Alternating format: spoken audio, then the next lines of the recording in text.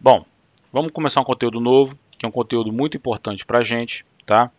Que vai estar relacionado aí muito fortemente com aquilo que nós vamos trabalhar em compiladores, tá? Que são linguagens livres do contexto, ok, pessoal? Autômato finito com saída, pessoal, máquina de Meyle e máquina de Moore.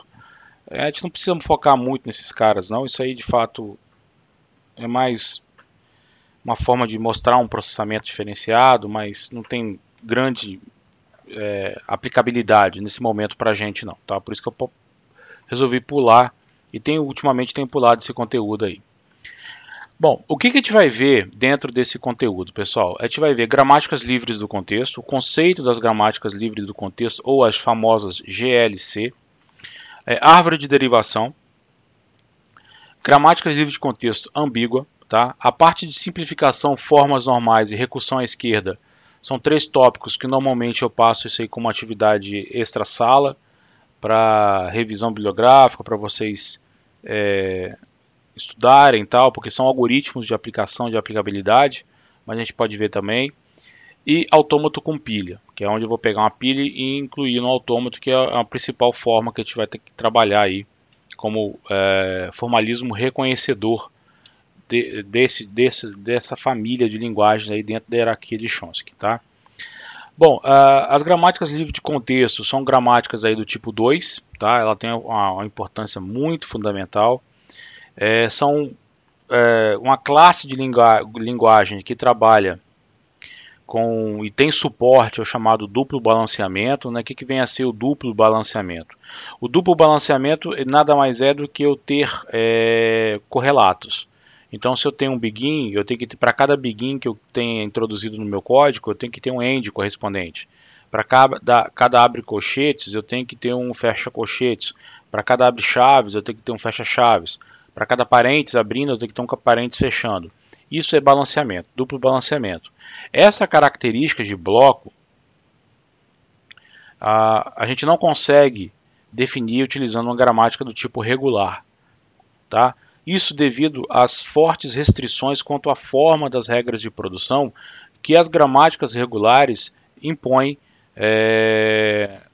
para se classificá-la como regular, tá? A gente vai ver que as gramáticas livres do contexto, e a gente vai entender o que é isso, contexto nesse caso, elas são mais flexíveis as regras para a estruturação das regras de produção, e com isso eu tenho uma família maior de linguagens, tá? As nossas linguagens artificiais, linguagens de programação, são linguagens que estão classificadas dentro das linguagens livres do contexto, tá? Lembrando que a hierarquia de Chomsky é uma hierarquia inclusiva, não exclusiva, então contém estar contido, então, ou seja, as linguagens regulares elas estão contidas dentro das linguagens livres do contexto. Toda linguagem regular pode ser classificada como uma linguagem livre do contexto? Sim, mas nem toda linguagem livre do contexto é regular. Tá? Com duplo balanceamento, um exemplo. Quando a gente viu, por exemplo, uma linguagem regular que define constantes inteiras, que reconhece palavras e as palavras são números inteiros, é regular, que também é livre do contexto também, tá? Então ela apresenta uma liberdade maior que as gramáticas regulares, mas também ainda tem ainda uma certa nível de restrição quanto aos tipos de linguagens que elas podem ser representadas, tá? Bom, dentro das linguagens livres do contexto, eu vou ter duas abordagens. Em gramáticas regulares, nós tivemos três abordagens, né? A gramática regular, o autômato finito e a expressão regular, né? Um formalismo gerador, um formalismo reconhecedor e um formalismo denotacional. Aqui a gente vai ter duas abordagens, que é a primeira, que é a GLC, que é a gramática livre do contexto, que é um formalismo axiomático ou gerador, tá? Que vai apresentar alguns tipos de restrições quanto às regras de produção, mas, no entanto, é mais livre que as gramáticas regulares. E um formalismo operacional ou formalismo reconhecedor, que é o autômato com pilha, tá? Esse autômato com pilha ele é análogo ao autômato finito não determinístico, tá? Só que a esse cara eu vou adicionar uma estrutura de dado associada a ele, que é uma pilha. exatamente aquela estrutura que vocês viram lá em estrutura de dados, pilha, tá? Last in, first out, ok? E a pilha ela pode ser lida e gravada, então eu vou poder manipular os dados nessa pilha. A fita continua sendo somente leitura, só que aí muda também dentro da... a gente vai também trabalhar então esse conceito dentro da pilha, utilizando a pilha como uma memória associada ao meu autômato. Vamos trabalhar com apenas uma única pilha no autômato, e já adianto que se eu colocar 2 ou 3 pilhas eu não ganho nada em termos de processamento, capacidade de processamento e etc. do autômato. Tá? Bom, vinculado ou relacionado à gramática livre do contexto, nós vamos ver o conceito de árvore de derivação. O que é a árvore de derivação? Que nós vamos então montar uma estrutura arborescente que vai representar as regras de produção, partindo do símbolo inicial da gramática, que vai estar na raiz da árvore, e os meus nós folhas serão os terminais. Tá? Isso tem importância grande dentro do processo de compilação, que lá em compiladores vocês vão montar uma árvore que é chamada árvore sintática, que é onde você vai ter essa estrutura. E essa árvore sintática ela vai auxiliar os processos de análise semântica do código. Tá? Então, a gente vai entender o que é uma árvore de derivação e como construir essa árvore de derivação. Depois a gente vai trabalhar chamadas gramáticas ambíguas, né, que é quando, para uma mesma palavra, eu vou associar 2 ou mais árvores de derivações distintas, ou seja, vai haver uma ambiguidade. E ambiguidade é algo que a gente não quer, principalmente em compiladores, tá? Porque a gente vai trabalhar lá com um conceito de processo de compilação chamado recursivo descendente, preditivo recursivo descendente. Se eu tenho 2 árvores possíveis para uma mesma palavra, a minha predibilidade começa a ter problemas, tá? A predibilidade dentro do processo de compilação. Depois a gente vai ver os algoritmos de simplificação de gramática, ou seja, tirar símbolos inúteis, símbolos que levam vazios, e retirar ali regras de produção que não são utilizadas. Então a gente vai simplificar as gramáticas. Tá?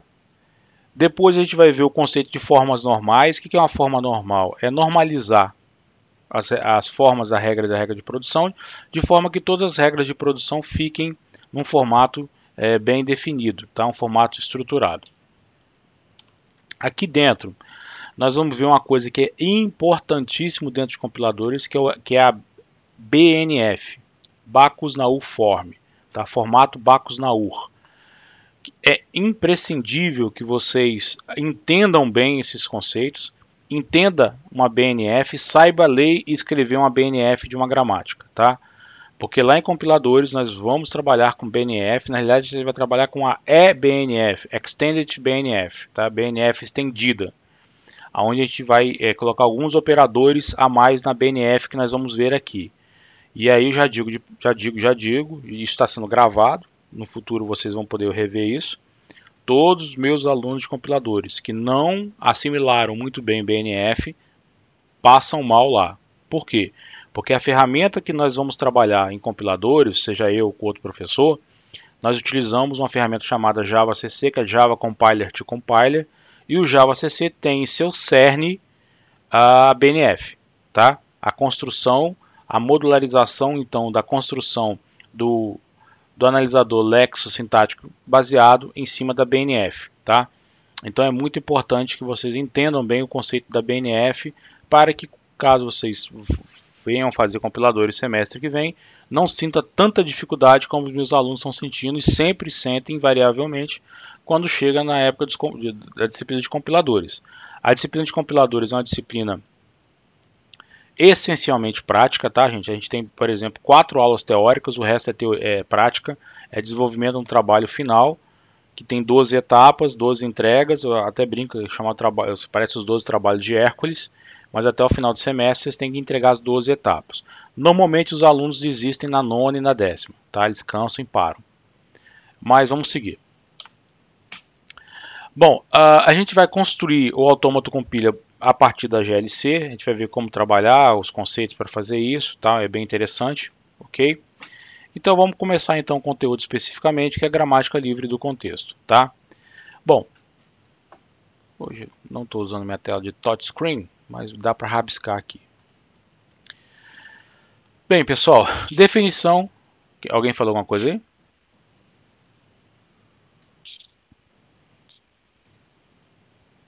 Vou mutar aqui. Tem alguém com o microfone aberto.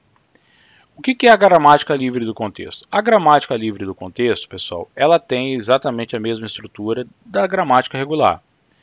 Ela é constituída por um conjunto de símbolos variáveis, por um conjunto de símbolos terminais, por um conjunto de regras de produção e por um símbolo diferenciado que é o símbolo inicial da gramática. Isso daí não muda, é a mesma coisa. No entanto, o que muda, pessoal, é isso aqui, ó. O formato das regras de produção. As regras de produção de uma GLC é um A que vai em alfa. Quem é esse alfa? O A, primeiramente, é um símbolo variável, então ele é linear. Então, do lado esquerdo da regra de produção, eu tenho apenas um único símbolo, tá?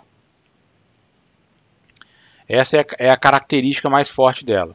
Então, do lado esquerdo da regra de produção, eu tenho apenas um único símbolo, tá?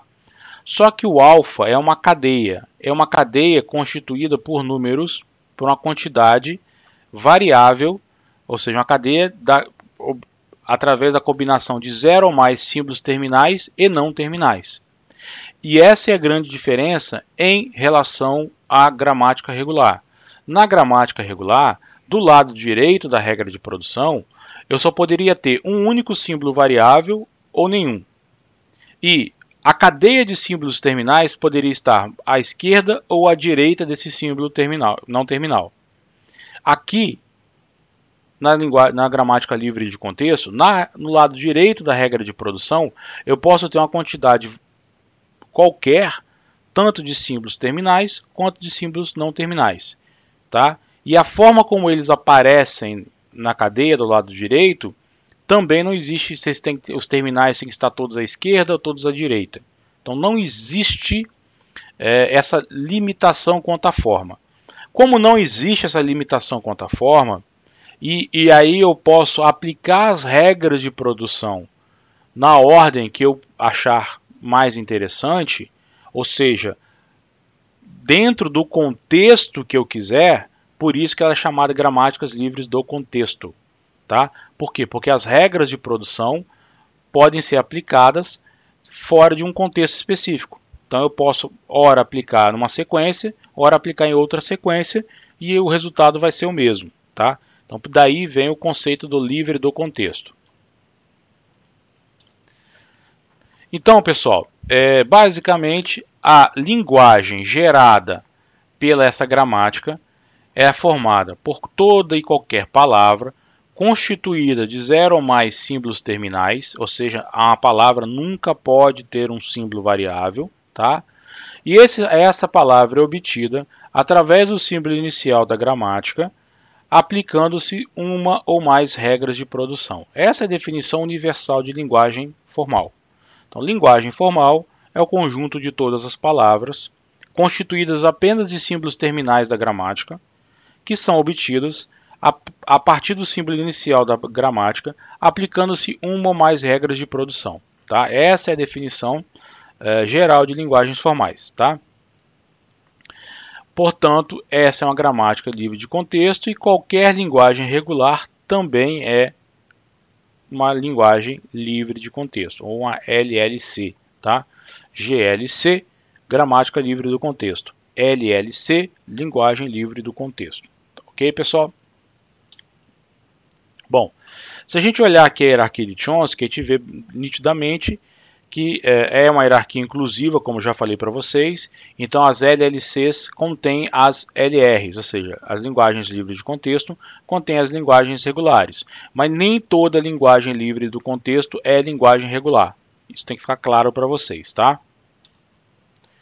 Então, o conceito de livre do contexto é basicamente advindo desse formato aqui das regras de produção.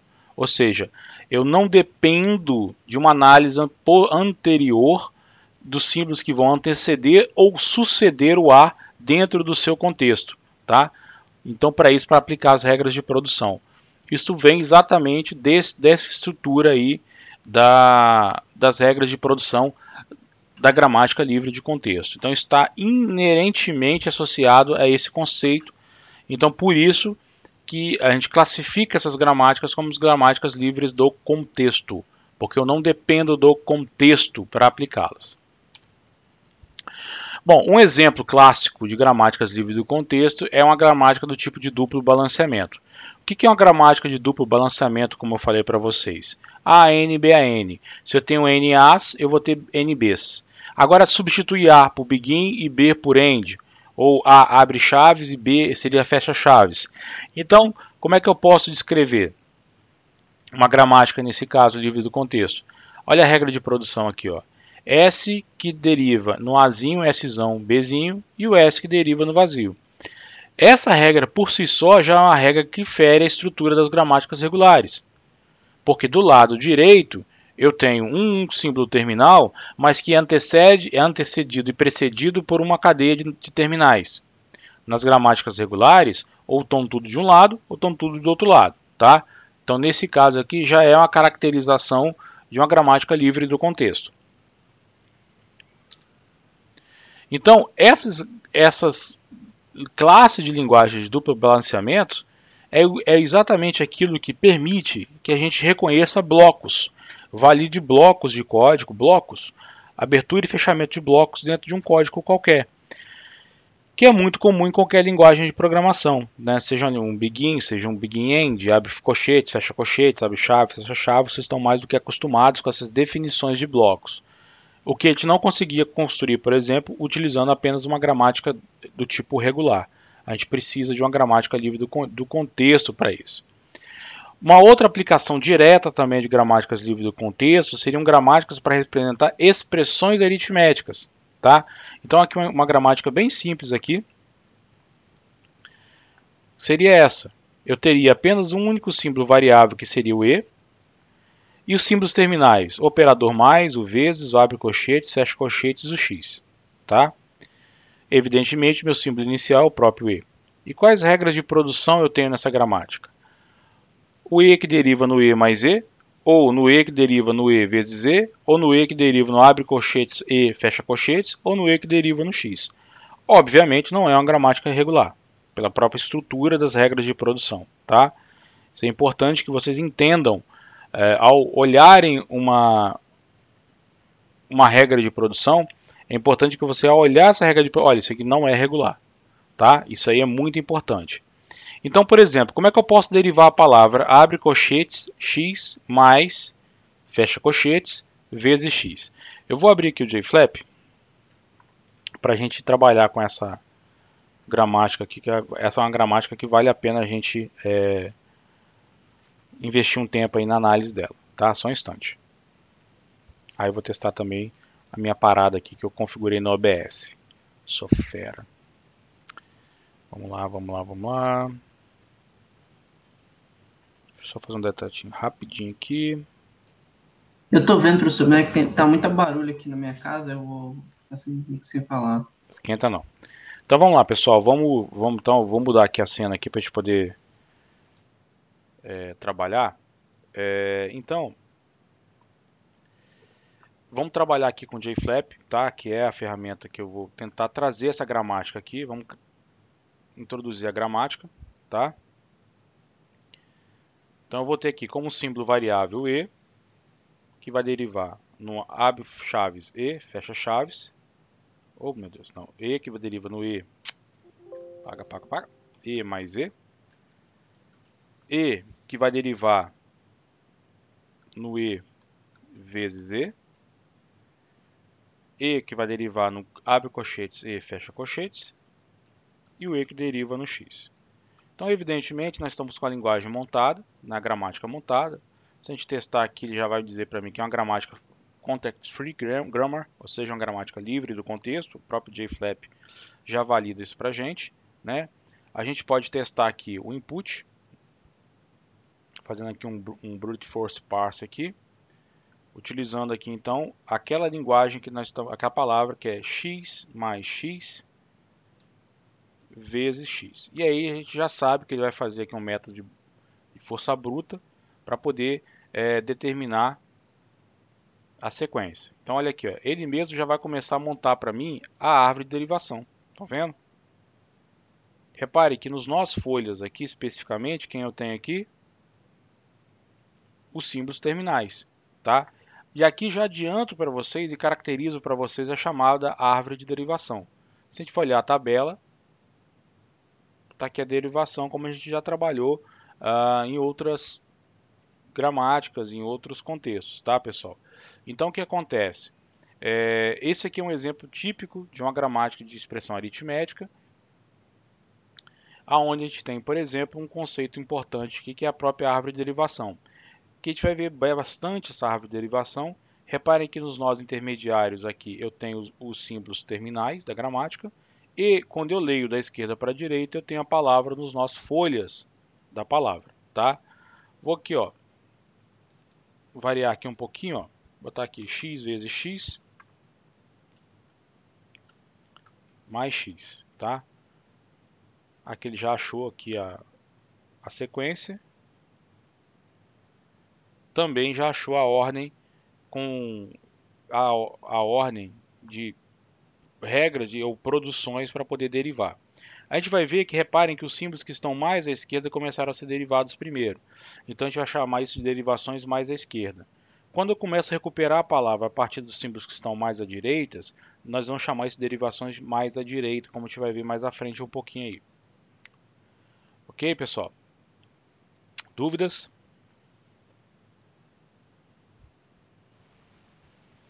Então vamos voltar aqui e vamos continuar.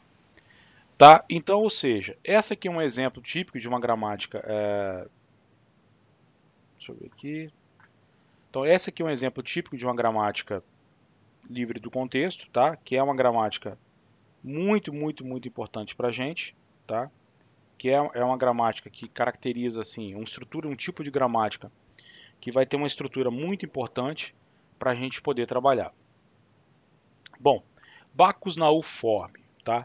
Bacchus Naur Forme, sem dúvida nenhuma, é para a gente um dos principais formatos para descrever uma gramática. Bacchus e Naur, evidentemente, foram dois pesquisadores, dois caras aí que trabalharam na área de linguagens formais, tá? Trabalharam aí também dentro dessa parte de estudo. E esses caras, eles propuseram uma forma, tá? Uma forma mais amigável para poder escrever essas gramáticas, tá? De forma que a gente consiga... Deixa eu só remover um detalhe aqui. Pronto. Que a gente consiga trabalhar de uma forma mais amigável para a gente poder descrever as regras de produção de uma gramática. E é um formato que é muito popular, tá? É um formato muito utilizado dentro de projetistas de linguagem de programação.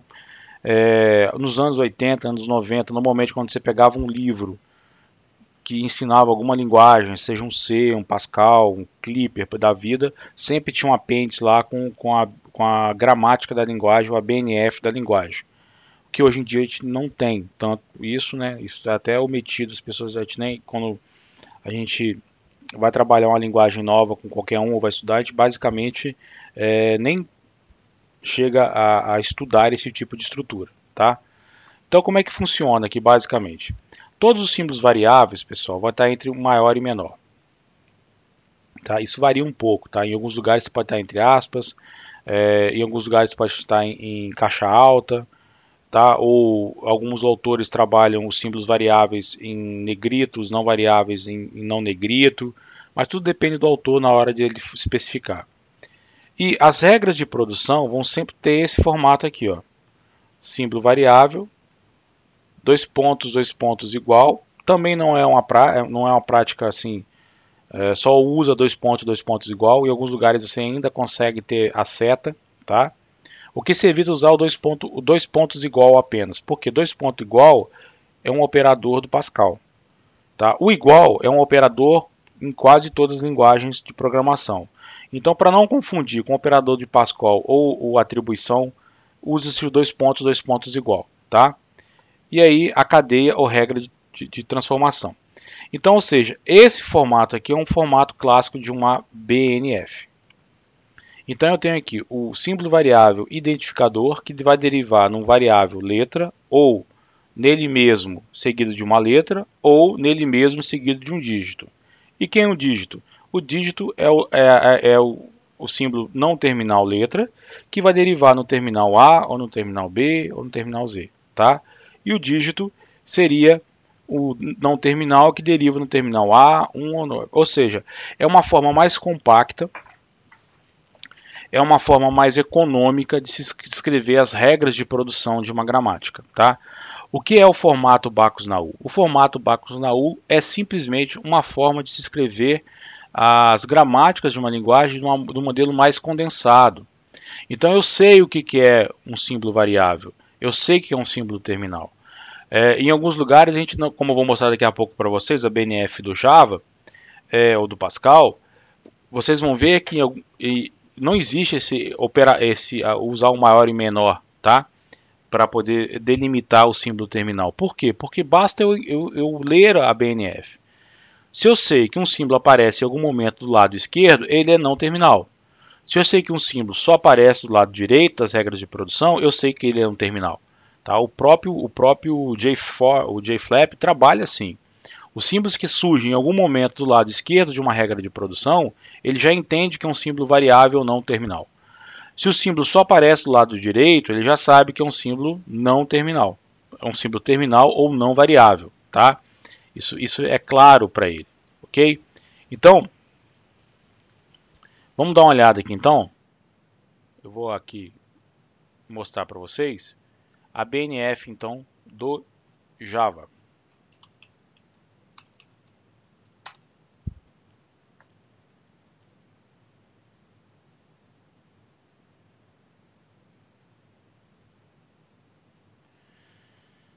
Compartilhar aqui com vocês. Então aqui, ó, Java BNF, isso aqui vocês podem pesquisar em qualquer lugar, vocês vão achar isso aí de boa, né, muito tranquilamente, tá? Tá aqui, ó. Então olha que interessante, é exatamente a BNF que eu estava mostrando para vocês agora, tá dentro daquela estrutura. Então eu tenho aqui, ó, o não terminal package declaration, que deriva no terminal package, aqui o terminal é em negrito, seguido do não terminal package name, seguido do terminal ponto e vírgula, tá? Se a gente for olhar aqui, quem é o package name? Vamos procurar aqui para baixo a definição desse cara. Tá aqui, ó. Package name é um não terminal que deriva do não terminal identifier, ou então nele mesmo, seguido do terminal ponto, seguido de outro identifier. Vamos olhar quem é o identifier. Onde ele aparece para a gente. A definição do identifier.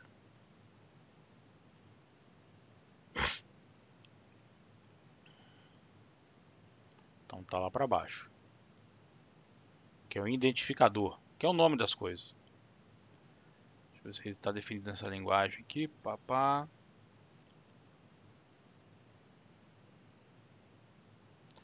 Ah, tá. No caso aqui, ele definiu o identifier textualmente, tá, gente?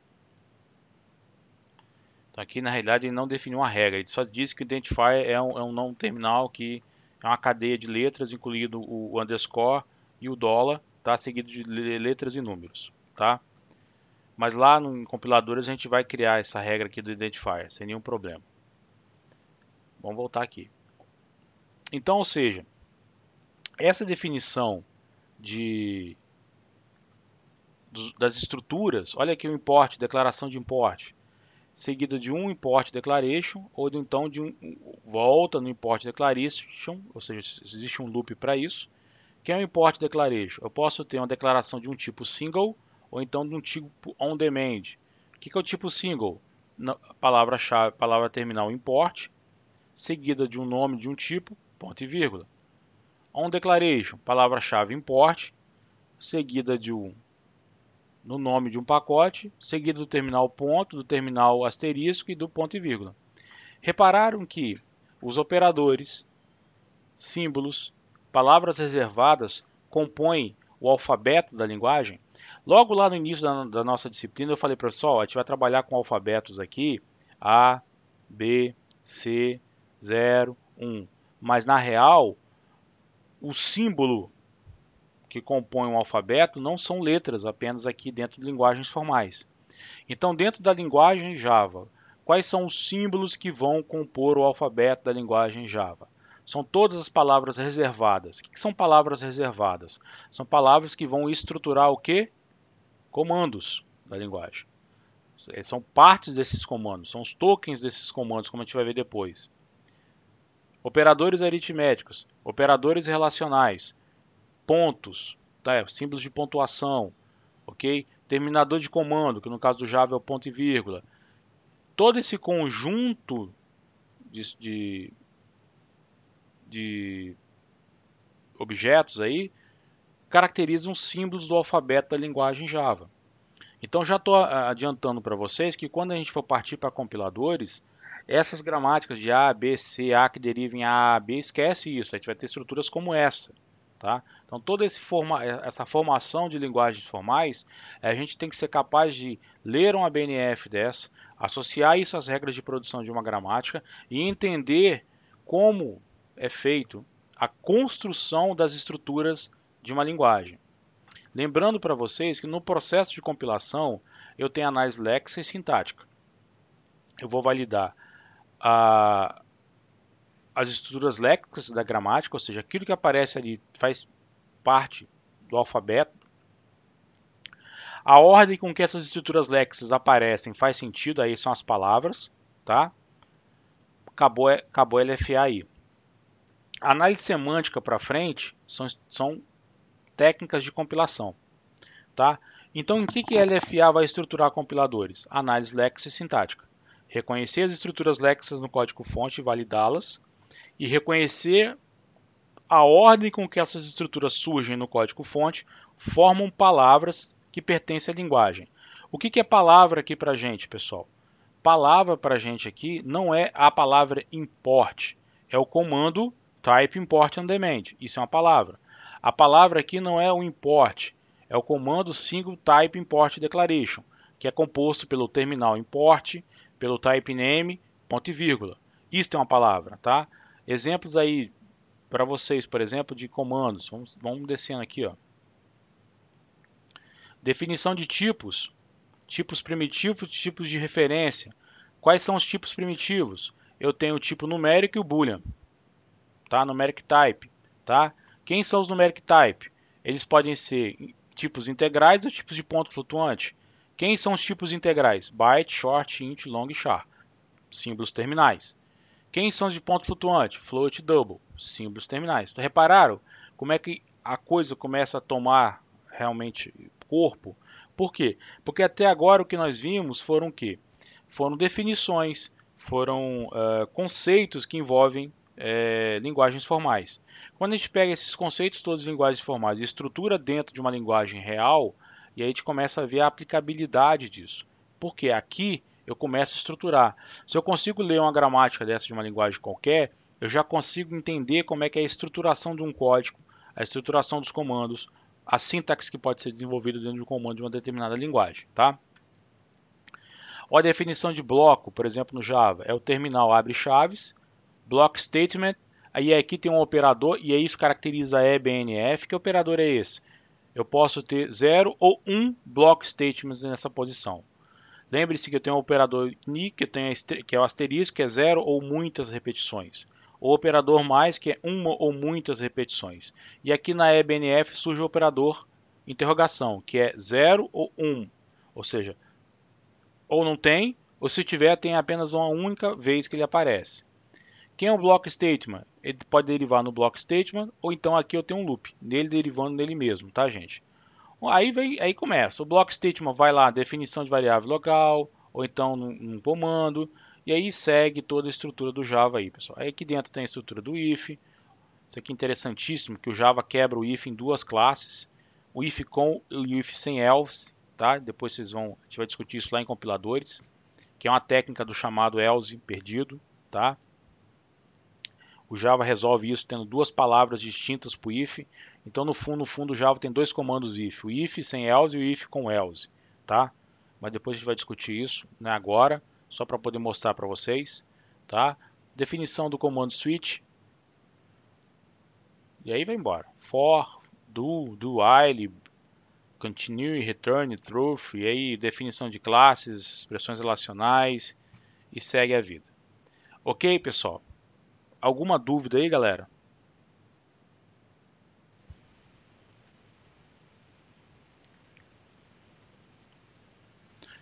Pelo menos deu para vocês entenderem, contextualizar um pouco tudo isso que nós vimos até agora, dentro do conceito de linguagens formais?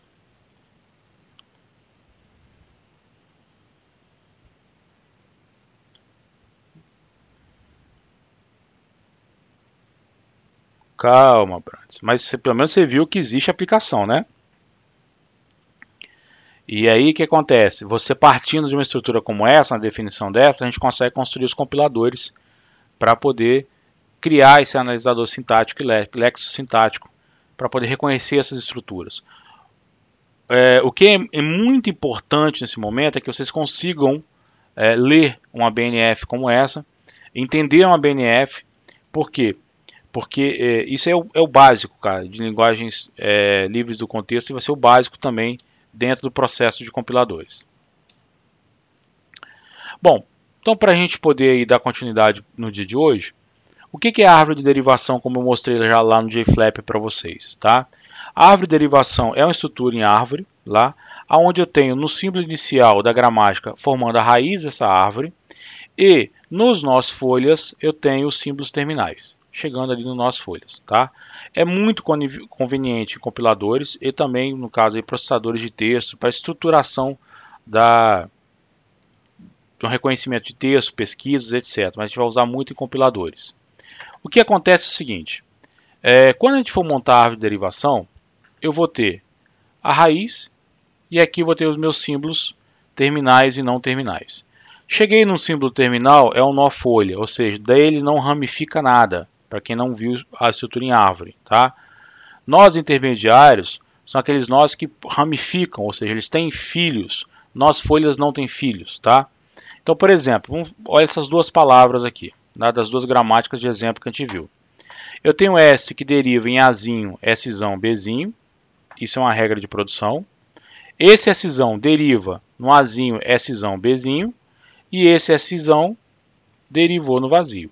Quando eu leio a árvore da esquerda para a direita, olhando só os nós folhas, eu tenho a palavra AABB. Tá? A mesma coisa acontece quando eu pego aquela palavra que é o abre colchetes, x mais x, fecha colchetes vezes x. Começo do símbolo inicial e faço a primeira derivação, ele derivando no e vezes e. Depois, esse e, eu escolho uma outra regra de derivação, que é ele derivando em abre colchetes e fecha colchetes.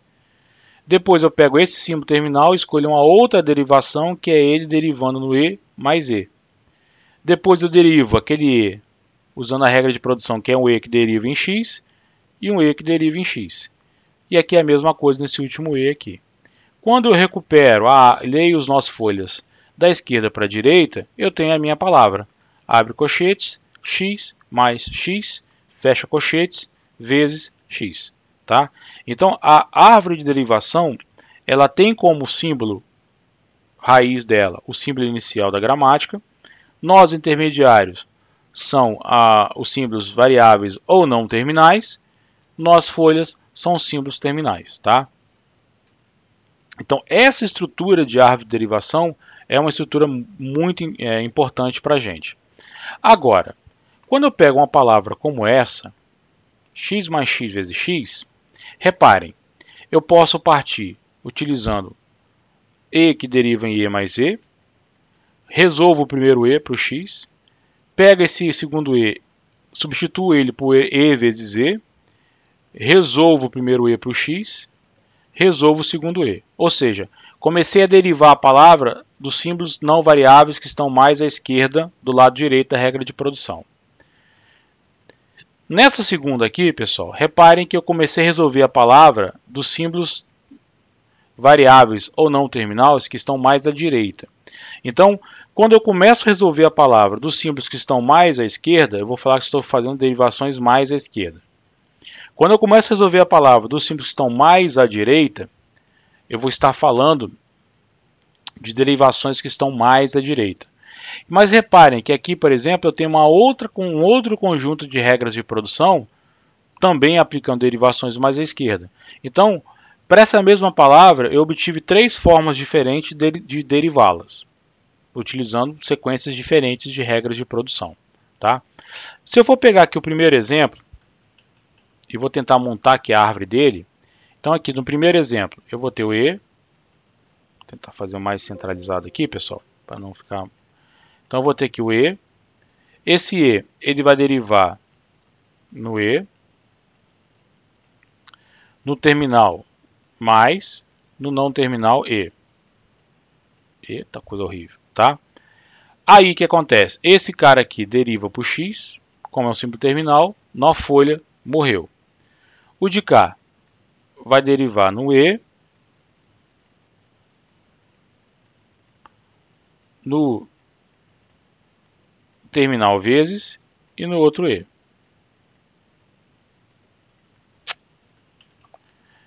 Tá? Oh, caramba. Aí esse cara aqui deriva no X e esse cara aqui deriva no X. Beleza. Agora eu vou olhar essa sequência aqui de regras de produção. E, que vai derivar no E, mais E. Depois, eu vou pegar esse E aqui e vou derivar ele no E vezes E.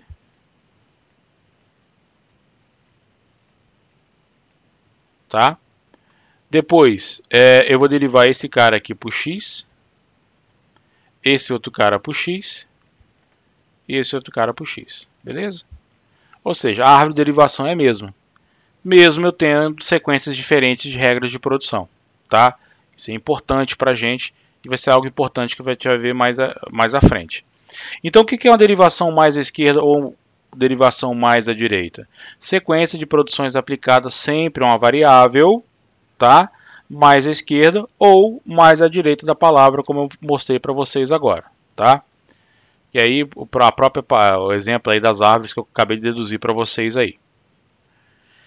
Bom, para a gente fechar então, o que é uma gramática ambígua? Uma gramática ambígua é aquela gramática onde eu vou associar a uma palavra 2 ou mais árvores de derivação distintas. Isso é um problema.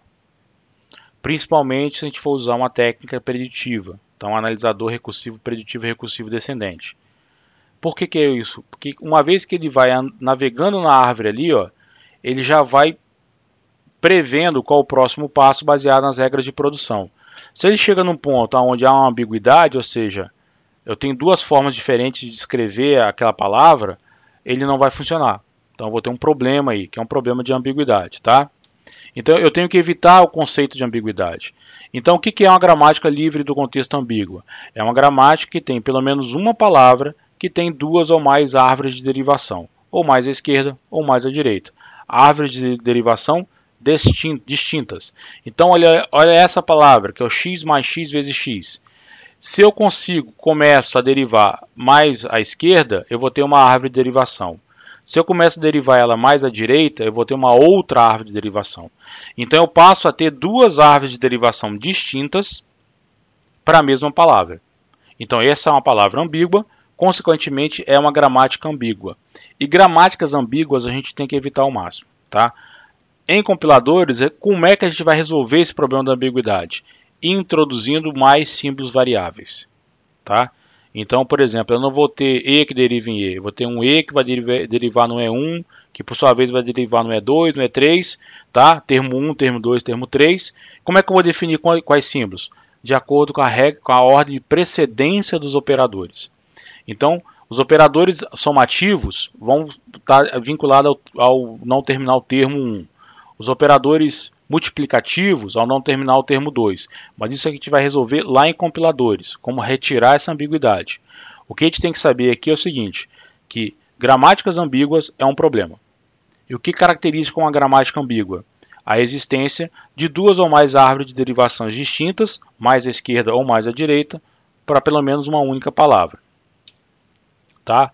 E aí, mais exemplos, por exemplo, aí, olha, dessa mesma palavra eu vou ter várias escolhas diferentes de regras de produção que eu posso ter derivando a mesma palavra. Ter mais de uma sequência diferente de regras de produção para derivar uma palavra não é problema, como eu te vi naquele exemplo. O problema é se obter árvores diferentes para a mesma palavra. Obtendo árvores diferentes para a mesma palavra, aí sim é um grande problema, tá? E aí, pessoal, o que é, então, uma gramática ambígua? Uma GLC é uma gramática ambígua se existe pelo menos uma palavra com duas ou mais derivações mais à esquerda, duas ou mais derivações mais à direita. Se isso acontecer, eu vou ter, então, uma gramática ambígua. E uma linguagem inerentemente ambígua é uma linguagem que parte de uma gramática ambígua. Tá? Essa é a definição. Então, o que nós precisamos evitar ao máximo é exatamente a introdução dessas ambiguidades nas nossas gramáticas. Tá? Porque isso vai dificultar o processo de compilação e vai, na verdade, vai até impedir mesmo a gente criar um processo de um compilador. E lá em compiladores nós vamos estudar exatamente como resolver esse problema. Ok, pessoal? Alguma dúvida aí?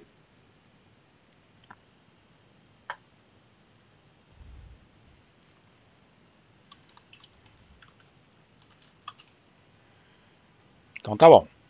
A gente vai fechar aqui a gravação.